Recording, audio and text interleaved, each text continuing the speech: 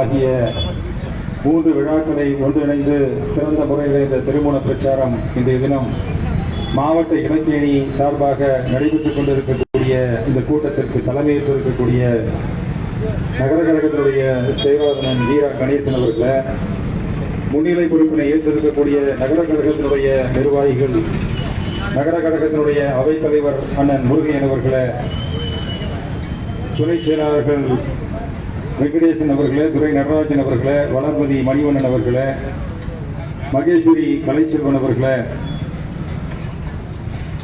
இலக்கிய அணியினுடைய நிர்வாகிகள் தியாகராஜன் அவர்களே, ஜாகிர் ஹுசேன் அவர்களே, தங்க குணசேகரன் அவர்களே, பாலமுத்து அவர்களே, தலைமை கழகத்தினுடைய இளம் பேச்சாளராக அடையாளம் காட்டப்பட்டிருக்கக்கூடிய இளம் பேச்சாளர் தீன்ஷா அவர்களே, நகர இலக்கிய அணியினுடைய நிர்வாகிகள் செம்பியன் அவர்களே, பாரி அவர்களே, அமிர்தலிங்கம் அவர்களே, சகோதரர் ஐயப்பன் அவர்களே, ராஜன் அவர்களே, அண்ணாதுரை அவர்களே மற்றும் இந்த பொதுக்கூட்ட திருமுனை கூட்டத்தில் வருகை தந்து சிறப்பித்துக் கொண்டிருக்கக்கூடிய கழகத்தினுடைய மூத்த முன்னோடிகளே, சார்பணியினுடைய நிர்வாகிகளே, நகர மன்றத்தினுடைய உறுப்பினர்களே, ஆண்டோர்களே, சான்றோர்களே, வர்த்தக நண்பர்களே, உங்கள் அனைவருக்கும் எனது நன்றி கலந்த வணக்கத்தினை தெரிவித்துக் கொண்டு, தமிழினத்தினுடைய ஒப்பற்ற தலைவர் டாக்டர் கலைஞர் அவர்களுடைய 100ஆண்டு நிறைவு விழா தமிழ் இனத்தினை, தமிழ் மொழியினை காக்கக்கூடிய ஒரு சிறந்த தலைவராக திருவாரூர் வீதிகளிலே 14 வயதிலே தமிழ் கொடியினை ஏந்தி ஓடி வந்த இந்தி பெண்ணேக்கு நீ தேடி வந்த கோடை நாடு இல்லை என்ற வீர முழக்கமிட்டு 14 வயதிலே மொழி போராட்டத்திலே ஈடுபட்ட மிக சிறந்த தலைவர். அவர் தமிழகத்தினுடைய முதல்வராக பொறுப்பேற்று பேரறிஞர் அண்ணா அவர்களுடைய மறைவுக்கு பின்னால் அடுத்த தலைவரை நமது ஆரியர் தளபதி அவர்களை அடையாளம் காட்டிய மிகப்பெரிய பெருமை அவருக்கு உண்டு. அந்த வகையிலே 5 முறை தமிழகத்தினுடைய முதல்வராக பொறுப்பேற்று தமிழ்நாட்டினுடைய உயர்வுக்கு ஏற்றம் கண்டவர். 13 முறை சட்டமன்ற உறுப்பினராக இருந்து நின்ற அனைத்து தேர்தல்களிலும் வெற்றி பெற்று ஒரு மாபெரும் சாதனை படைத்த உத்தம தலைவர். அவர் பிறந்த இந்த திருவாரூர் மாவட்டத்தில் நாம் பிறந்திருப்பது அரியதொரு மிகப்பெரிய பெருமை என்பதனை எடுத்து கூறி, அவருடைய வழித்தொண்டலாக இருக்கக்கூடிய நமது ஆரியர் தளபதி அவர்கள் திராவிட முன்னேற்ற கழகத்தினுடைய 5வது முதல்வராக பொறுப்பேற்று ஒரு சிறப்பான ஆட்சியினை நடத்தி கொண்டிருக்கக்கூடிய இந்த நிலையில அவருடைய சாதனைகளை விளக்கக்கூடிய ஒரு திருமுனை பிரச்சாரமாக இந்த கூட்டம் இங்கே நடைபெற்றுக் கொண்டிருக்கிறது. அந்த வகையில் எனக்கு முன்னாலே உரையாற்றியவர்கள் எடுத்துக் கூறியது போல், இந்த 4 ஆண்டு கால ஆட்சியிலே அரியதொரு திட்டங்கள் ஆரியர் தளபதி அவர்களால், தமிழகத்தினுடைய முதல்வர் அவர்களால் அறிமுகம் செய்யப்பட்டிருக்கிறது.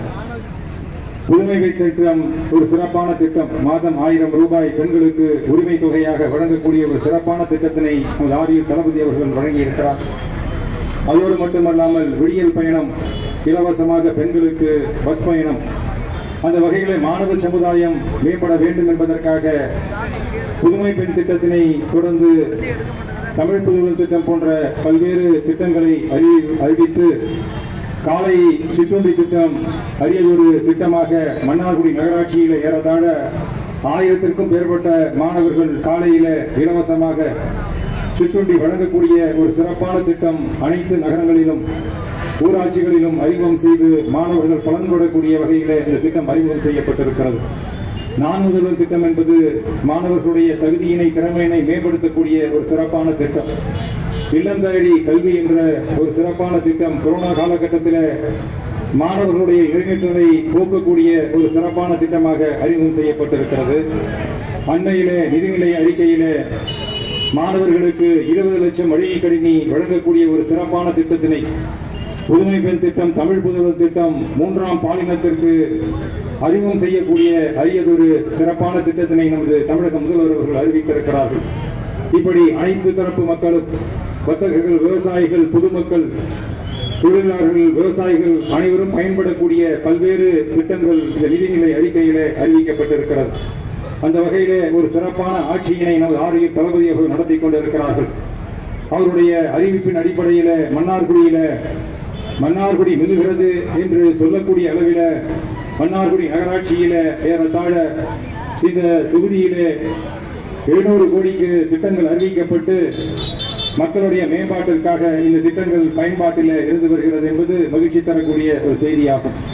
மன்னார்குடியினை பொறுத்தவரையில ஒருங்கிணைந்த பேருந்து நிலையம் ஏறத்தாழ 50 லட்சம் செலவில அண்மையில தமிழகத்தினுடைய துணை முதல்வர் அவர்கள் நேரடியாக வருகை தந்து ஆய்வு மேற்கொண்டிருக்கிறார்கள்.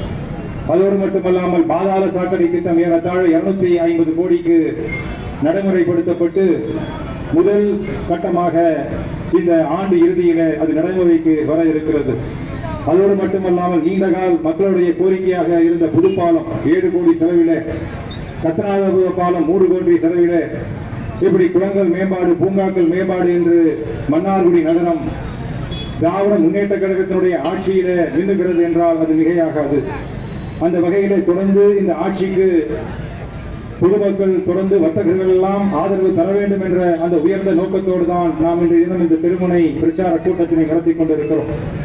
இன்றைய அரசியல் சூழல், நாட்டு நடப்பு என்னவென்றால், தேசிய கல்விக் கொள்கையினை ஒன்றிய அரசினை பொறுத்தவரையில தமிழகத்திற்கு வழங்கக்கூடிய ஏறத்தாழ 2150 கோடியினை கல்வி நிதியாக தர மறுக்கிறார்கள்.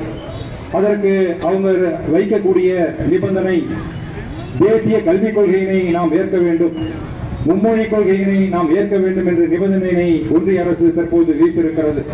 இதனை கண்டிக்கக்கூடிய வகையிலே தான் நமது ஆரியர் தளபதி அவர்கள் தமிழகத்தினுடைய முதல்வர்களை எல்லாம் ஒருங்கிணைக்கக்கூடிய ஒரு அரிய ஒரு முயற்சியிலே அவர் இறங்கி இருக்கிறார். நாம் ஏன் மும்மொழி கொள்கையினை எதிர்க்க வேண்டும் என்று தமிழக மக்களாக இருக்கக்கூடிய நாம் முதலிலே சிந்திக்க வேண்டும். முதலிலே நாம் விருப்பத்திற்கு ஏற்ப மொழியினை கற்கலாம் என்று ஆசை வார்த்தை காட்டுவார்கள். அதோடு மட்டுமல்லாமல் திராவிட மொழிகளை, கன்னடம், மலையாளம், தெலுங்கு போன்ற மொழிகளை கற்கலாம் என்று ஆசை வார்த்தை காட்டுவார்கள். இந்திய அரசியலமைப்பு சட்டத்திலே 8வது அட்டவணையிலே இருக்கக்கூடிய 22 மொழிகளையும் கற்கலாம் என்று ஆசை வார்த்தை காட்டுவார்கள். ஆனால் அதனுடைய உண்மை நிலைமை ஒரே நாடு ஒரே மொழி என்று RSS சித்தாந்தங்களை, கொள்கைகளை நிலைநாட்டக்கூடிய வகையில இந்தி திணிப்பினை ஒன்றிய அரசு மறைமுகமாக மும்மொழி கொள்கை மூலமாக கையில எடுத்திருக்கிறது என்பதுதான் உண்மை நிலை. இதனை மக்களுக்கு உணர்த்தக்கூடிய வகையிலே தான் நமது ஆரியர் தளபதி அவர்கள் தொடர்ந்து தன்னுடைய எதிர்ப்பினை பதிவு செய்து வருகிறார். பல மாநிலங்களிலே பிராந்திய மொழிகள் இந்தி மொழியால் அழிக்கப்பட்டு வருகிறது. இந்த 75 ஆண்டுகளிலே சுதந்திரம் பெற்ற பின் ஏறத்தாழ 52 பிராந்திய மொழிகள் இந்தியால் அழிக்கப்பட்டு ஓரங்கட்டப்பட்டு வருகிறது என்பதனை புள்ளி விவரங்கள் நமக்கு எடுத்து காட்டுகிறது. பீகார், உத்தரப்பிரதேஷ், குஜராத் போன்ற மாநிலங்களில் தாய்மொழி அழிக்கப்பட்டு இந்தி ஆதிக்கம் செலுத்தக்கூடிய ஒரு நிலை உருவாகி இருக்கிறது. ஆக ஒரே நாடு ஒரே மொழி என்ற கொள்கையை நிலைநாட்டக்கூடிய வகையிலே தான் மும்மொழி கொள்கையினை மறைமுகமாக தமிழகத்தில் திணிக்க பார்க்கிறார்கள். பேரறிஞர் அண்ணா அவருடைய தலைமையில அவர் ஆட்சி பொறுப்பினை ஏற்றவுடன் இரு கொள்கை மொழியினை சட்டமன்றத்தில் நிறைவேற்றி சாதனை படைத்த இயக்கம் தான் திராவிட முன்னேற்ற கழகம். ஆகவே நமது நாட்டிலே மும்மொழி கொள்கையினை தவிர்த்து இருமொழி கொள்கை இருக்கக்கூடிய காரணத்திலே தான் தமிழகம் இன்று கல்வியிலே, சுகாதாரத்திலே, மருத்துவத்திலே, தொழில்துறையிலே முதல் மாநிலமாக விளங்கிக் கொண்டிருக்கிறது என்பதனை நான் பெருமையோடு சுட்டிக்காட்ட கடமைப்பட்டிருக்கிறேன். அந்த வகையிலே இந்தி மொழியினை நாம் ஏன் எதிர்க்கிறோம்? இந்தி மொழியினை முதலிலே கற்றுத் தருவார்கள், பின்பு சமஸ்கிருதத்தை கற்றுத் தருவார்கள், ராமாயணம், மகாபாரதம் போன்ற இதிகாசங்களை மாணவர்களுக்கு கற்றுத் தருவார்கள். அதனுடைய விளைவாகத்தான் காசியிலே தமிழ் சங்கமம் என்று மாணவர்களிடத்திலே இந்துத்துவ கொள்கைகளை திணிக்கக்கூடிய மறைமுகமான திட்டத்திலே ஒன்றிய அரசு தற்போது ஈடுபட்டு வருகிறது. இந்த இதிகாசங்களை எல்லாம் பெற்றுத்தந்து ஆரியர்கள் தான் உயர்ந்தவர்கள், திராவிடர்கள் தாழ்ந்தவர்கள் என்ற நிலையினை மீண்டும் தமிழகத்திலே உருவாக்கக்கூடிய ஒரு வஞ்சக நோக்கத்திலே தான் மும்மொழி கொள்கை, இந்தி திணிப்பு கையிலே எடுக்கப்பட்டிருக்கிறது என்பதனை தமிழக மக்கள் ஆழ்ந்து சிந்தித்து செயல்பட வேண்டும் என்ற நிலையிலேதான் இதனை ஒரு பிரச்சாரமாக திராவிட முன்னேற்ற கழகம் கையில் எடுத்திருக்கிறது. அந்த வகையிலே தேசிய கல்விக் கொள்கை நமக்கு என்னென்ன பாதகத்தினை ஏற்படுத்தியிருக்கிறது என்பதனை பெற்றோர்களாக இருக்கக்கூடிய நாம் மாணவ சமுதாயத்திற்கு எடுத்திருக்கக்கூடிய ஒரு நிலையிலே தான் நமது ஆரியர் தளபதி அவர்கள் தேசிய கல்விக் கொள்கை, காவி கொள்கை என்று ஒரே வார்த்தையில அந்த கொள்கைக்கு மூடு விழா நடத்தி இருக்கிறார். தேசிய கல்விக் கொள்கையினை பொறுத்தவரையில இந்தி திணிப்பினை அவர்கள் கையில எடுத்திருக்கிறார்கள், சமஸ்கிருத திணிப்பினை கையில எடுத்திருக்கிறார்கள். குலக்கல்வி திட்டத்தினை மீண்டும் திணிக்கக்கூடிய அளவிலே தான் தேசிய கல்விக் கொள்கை திணிக்கப்படுகிறது.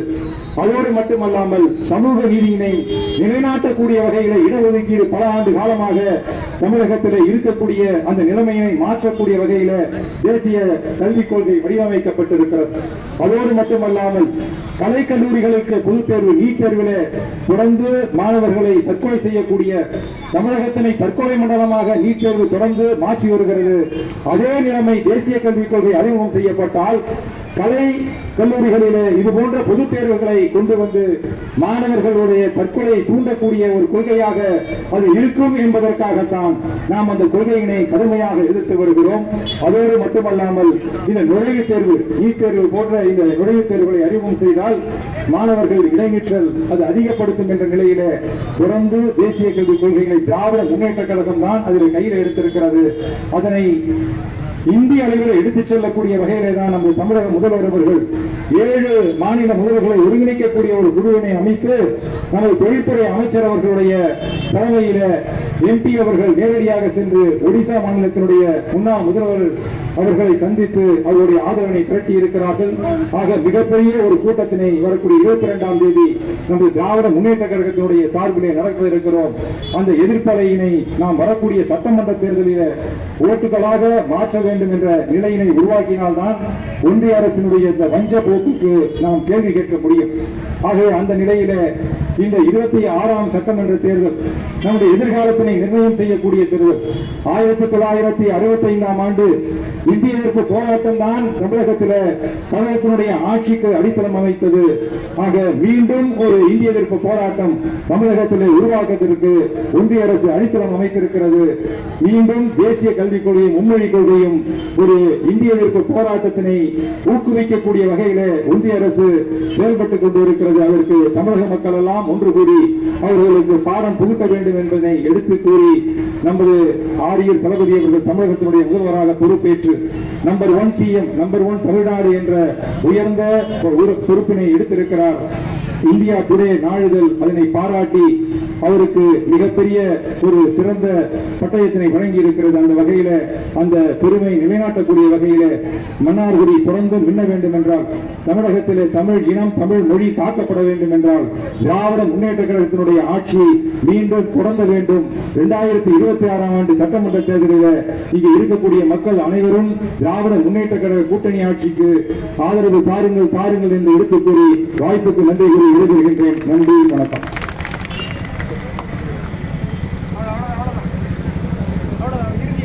அடுத்ததாக இளம் பேச்சாளர் தீட்சா நோபு அவர்களை பிரச்சார உரையாற்ற அழைக்கிறேன்.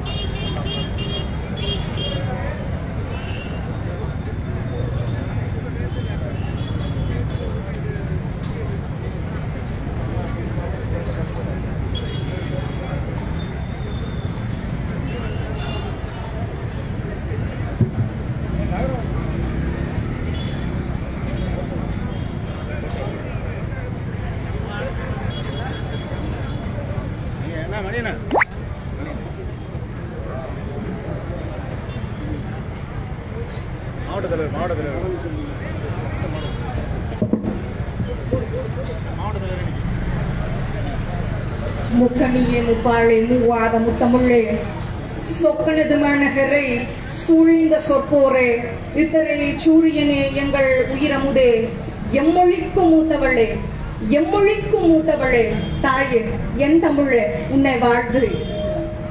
முத்தமிழறிஞர் ஐயா கலைஞர் அவர்களினுடைய முத்தான வரிகளை இந்த மீண்டும் மண்ணைக்கு உரித்தாக்கி நம்முடைய இலக்கிய அணியின் சார்பாக நடக்கக்கூடிய இந்த நிகழ்ச்சியை தலைமை தாங்கி இருக்கக்கூடிய அத்துணை பேரையும் வரவேற்று, பொறுப்பாளர்களையும் வரவேற்று, நகர செயலாளர்கள் மற்றும் நகர துணை செயலாளர், நகர்மன்ற தலைவர் உட்பட அனைவரையும் வரவேற்று இந்த நிகழ்விலே நான் இங்கு உரை நிகழ்த்துவதிலே பெருமை அடைகின்றேன்.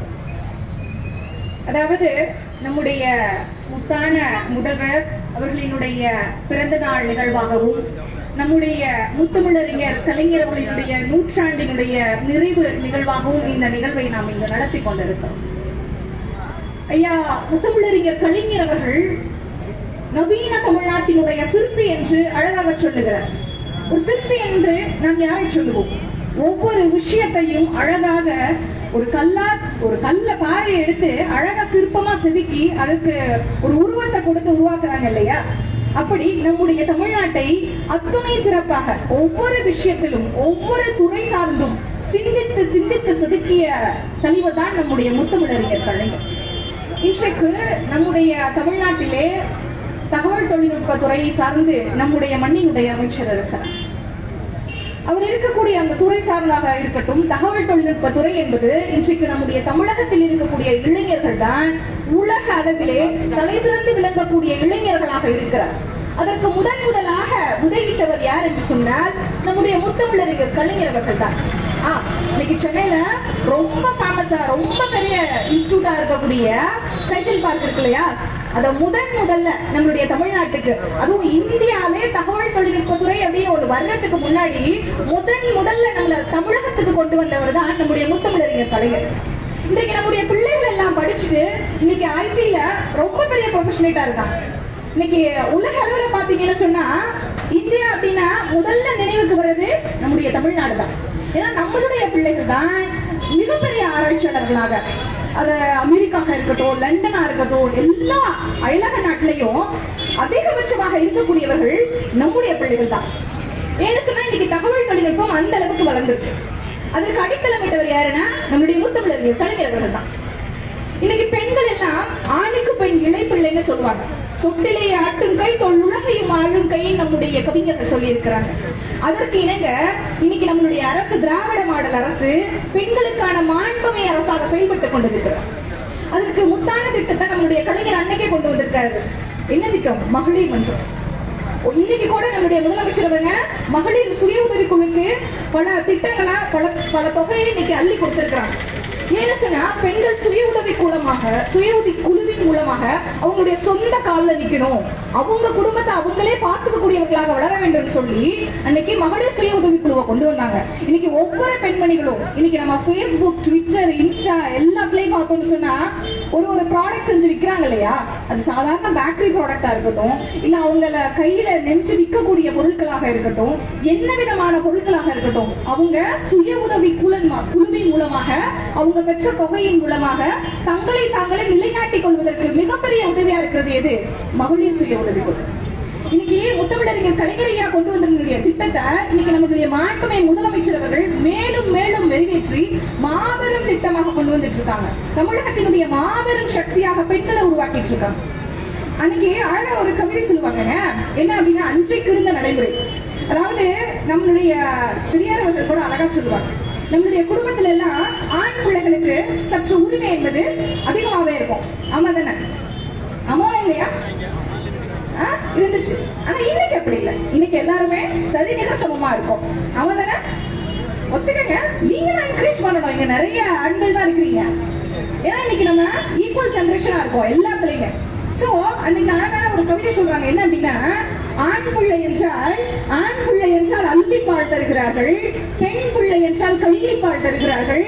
இது என்ன அறத்துப்பால், காரணமோ பொருட்பால். அதாவது பெண் பிள்ளைகள்னா பொருளாதார சுமை அப்படின்னு சொல்லி அந்த காலத்துல சொன்னாங்க. ஆனா இன்னைக்கு எப்படியா? நிச்சயமா இல்ல. இன்னைக்கு ஒவ்வொரு குடும்பத்தையும் தந்தையை இழந்த குடும்பமாக இருக்கட்டும், அல்லது கணவனை இழந்த குடும்பமாக இருக்கட்டும், அந்த குடும்பத்தை இன்னைக்கு தாங்களே தலை தோங்கி நிறுத்தி தங்களுடைய பிள்ளைகளுக்கு கல்வியையும் கொடுத்து அந்த குடும்பத்தையும் பாதுகாக்கக்கூடியவர்களாக இன்னைக்கு பெண்கள் இருக்கிறாங்க. அதற்கு மிகப்பெரிய உறுதுணையாக இருக்கக்கூடியது எது? நம்முடைய திராவிட மாடல் அரசு. பெண் பிள்ளைகளுடைய பள்ளி கல்வியை படிச்சு முடிச்சிடறாங்க. அதுக்கப்புறம் அவங்களுடைய காலேஜ் எஜுகேஷன் இருக்கு இல்லையா? ஒவ்வொருத்தவங்களுக்கும் ஒரு விதமான ப்ரொஃபஷனல் கோர்ஸ் போகணும்னு இருக்கும். சோ அதுக்கெல்லாம் அவங்களுக்கு ஒரு உதவித்தொகை இருந்துச்சுன்னு சொன்னா அவங்க மென்மேலும் யாரையும் சார்ந்து இருக்க தேவையில்லை, குறிப்பா அவங்களுடைய பெற்றோர்களுக்கு சுமையாக இருக்க தேவையில்லைன்னு சொல்லி நம்முடைய மாண்புமை முதலமைச்சர்கள் பெண் குழந்தைகளுக்கு, கல்லூரி படிக்கக்கூடியவர்களுக்கு மாதம் தோறும் 1000 ரூபாய் உதவித்தொகை. இதுல டேட்டா சொல்லுதுங்க, இதற்கு முன்னாடி இருந்த நம்முடைய பிள்ளைகளினுடைய கல்வி சதவீதத்தை விட இன்னைக்கு இருக்கக்கூடிய பிள்ளைகளினுடைய கல்லூரி படிப்பை முடிச்சவங்க, அதாவது கல்லூரி கனவு படிப்பை முடித்த பெண் பிள்ளைகளினுடைய அளவு, மாணவ கண்மணிகளின் எஜுகேஷனுடைய அளவு இன்னைக்கு அதிகரிச்சிருக்குங்க. பெண் பிள்ளைகளை மட்டும் விட்டு விடல, ஆண் பிள்ளைகளுக்கும் கொடுக்குறாங்க. ஆண் பிள்ளைகளுக்கும் மாதந்தோறும் உதவித்தொகை. அது மட்டுமா, ஸ்கூல் எஜுகேஷன் இன்னைக்கு நம்மளுடைய தமிழ்நாட்டுல 1ஆம் வகுப்புல இருந்து 8ஆம் வகுப்பு வரை நம்ம கட்டாயம் அவங்களுக்கு பாஸ் கொடுத்துறோம். சோ அதுக்கப்புறம் அவங்களுடைய கல்வியை அவங்க எந்த விதத்திலையும் இடைநிற்றல் கூடாது. ஏன்னா 10th board exam, 12th board எக்ஸாம்ல எல்லாம் அவங்களுக்கு ஒரு விதமான ஸ்ட்ரெஸ் இன்னைக்கு வந்துருக்கு. சோ அந்த மாதிரி விஷயங்கள் எல்லாம் இருக்கக்கூடாதுன்னு சொல்லி அழகான திட்டம் அகல் விளக்கு திட்டம். இந்த திட்டம் நமக்கு தெரிஞ்சுக்குமான்னு தெரியல, ஸ்கூல் டிபார்ட்மெண்ட்ல இருக்கு.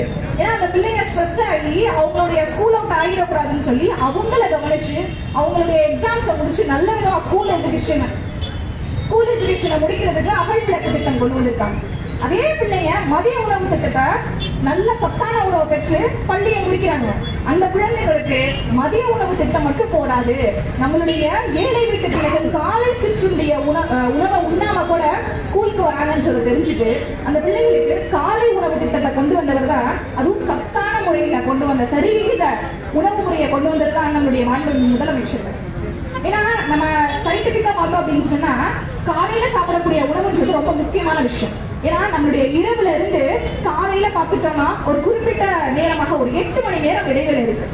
சோ அந்த 8 மணி நேரம் இடைவெளியில காலை உணவு சாப்பிடாம போனோம்னு சொன்னா அங்க நம்ம நடத்தக்கூடிய பாடத்தினுடைய கவனத்திறன் சற்று குறைவாகத்தான் இருக்கும். சோ அதை சரி பண்ணணும்னு சொல்லிதான் நம்மளுடைய குழந்தைகளுக்கு காலை உணவு திட்டத்தை கொண்டு வந்திருக்காங்க. இது மட்டுமா, இன்னும் எத்தனையோ திட்டங்களை அழகழகா நம்மளுடைய குழந்தைகளுக்கும் நம்மளுடைய கல்லூரி படிக்கக்கூடிய பிள்ளைகளுக்கும் ரொம்ப சிறப்பான திட்டங்களை கொண்டு வந்திருக்கவர் தான் நம்மளுடைய மாண்புமிகு முதலமைச்சர். விளையாட்டுத்துறையை எடுத்துக்கிட்டோம்னு சொன்னா நம்மளுடைய இந்திய நாடாளமாக இருக்கட்டும், நம்முடைய தமிழ்நாடாக இருக்கட்டும், ஒரு காலத்துல ரொம்ப நம்ம பேக் லெவலா தான் இருந்தோம். ஆனா இன்னைக்கு ரொம்ப விளையாட்டுத்துறையில முன்னேறி இருக்கோம்னு சொன்னா அது நம்மளுடைய மாண்புமிகு துணை முதலமைச்சர்களுடைய திட்டம் தான். இது போல ஒவ்வொரு குடும்பத்துக்கும் சரி, அந்த குடும்பத்தில் இருக்கக்கூடிய குழந்தைகளுக்கும் சரி, அங்க இருக்கக்கூடிய பெண்மணிகள், அங்க இருக்கக்கூடிய பிள்ளைகளுக்கும் சரி என்னென்ன வேணும்னு சொல்லி ஒன்னொன்னையும் சிந்திச்சு அவ்வளவு முத்தாய்ப்பான திட்டத்தை கொண்டு வரதான் நம்மளுடைய திராவிட மாடல் அரசா இருக்கு. இன்னும் அதாவது நம்மளுடைய ஒன்றிய அரசு இருக்கு இல்லையா, அதனுடைய நிதி ஆயோக் அப்படின்னு ஒரு டேட்டா இருக்கு. அந்த டேட்டால 2023-24 பார்த்தோம்னா ஃபர்ஸ்ட் கேட்டகரியில இருக்கிறது எதுன்னு சொன்னா நம்மளுடைய தமிழ்நாடு தான். அதுவும் குறிப்பா என்னென்ன திட்டம் அப்படின்னு பார்த்தோம்னு சொன்னா வறுமை ஒழிப்பு ரொம்ப பெரிய விஷயம். இதெல்லாம் நம்ம கவனத்துல கொள்ளணும். வறுமை ஒழிப்பு, சுற்றுச்சூழல் பராமரிப்பு, இன்னும் குறைந்த செலவுல மாநில எரிசக்தி, அப்புறம் இந்த திட்டத்துல தமிழ்நாடு தான் ஃபர்ஸ்ட்ல இருக்குன்னு சொன்னா அதுதான் உண்மையான விஷயம். இது மட்டும் இல்ல, இன்னும் அந்த டேட்டால 10 குறிப்பிட்ட திட்டங்களை நம்மளுடைய தமிழ்நாடு அரசு செயல்பட்டு இன்னும் உதாரணமாக இருக்கு. இந்திய அளவுல தமிழ்நாடு தான் முதன்மையா இருக்குன்னு சொன்னா உண்மையான விஷயங்க. அது என்ன விஷயம் சொன்னா பசிப்பினி அகற்றுதல் ரொம்ப முக்கியமான விஷயம். இன்னொன்னு தரமான எஜுகேஷன், தரமான கல்வி எதுன்னு சொன்னா அது நம்மளுடைய தமிழ்நாட்டுல தான் இருக்கு. இப்போ சமீபத்துல கூட நான் ஒரு Facebookல முகநூல்ல ஒரு வீடியோ பார்த்தேன். ரஷ்யாவை சேர்ந்த ஒரு இளைஞன் அதுல பதிவிட்டு இருக்கான். ஏன்னா நம்மளுடைய பிள்ளைகள் எல்லாம் நீட்டின் காரணமாக வசதி படைத்தவங்களுடைய பிள்ளைகள் அல்லது லோன் எடுத்து கூட தங்களுடைய பிள்ளைகளை மருத்துவம் படிக்க வைக்கணும்னு சொல்லி நிறைய ஃபாரின் கண்ட்ரிஸ்க்கு அனுப்புறாங்க. சோ அப்ப அதுல ரஷ்யால பாத்தீங்கன்னா உங்களுடைய மாடல் மதிப்பெண் சான்றிதழ் இருக்கு இல்லையா, அந்த மாடல் மதிப்பெண் சான்றிதழ்ல நம்மளுடைய தமிழ்நாடு அரசினுடைய உயர்கல்விக்கு பெற்ற அந்த மதிப்பெண் சான்றிதழ் இருக்கு இல்லையா, அததான் அவங்க மாடலா கொடுத்திருக்காங்க. ஏன்னா அந்த அளவுக்கு நம்மளுடைய தமிழ்நாடு எஜுகேஷன் அவ்வளவு குவாலிஃபைடா இருக்கு. சோ இதெல்லாம் உலக அளவுல இன்னைக்கு தமிழ்நாடு அத்துணையிலையும் முன்னேறிக்கிறதுன்னு சொன்னா அது நம்மளுடைய மாண்புமை திராவிட மாடல் அரசு சார்ந்ததுன்னு தான் சொல்லுவாங்க.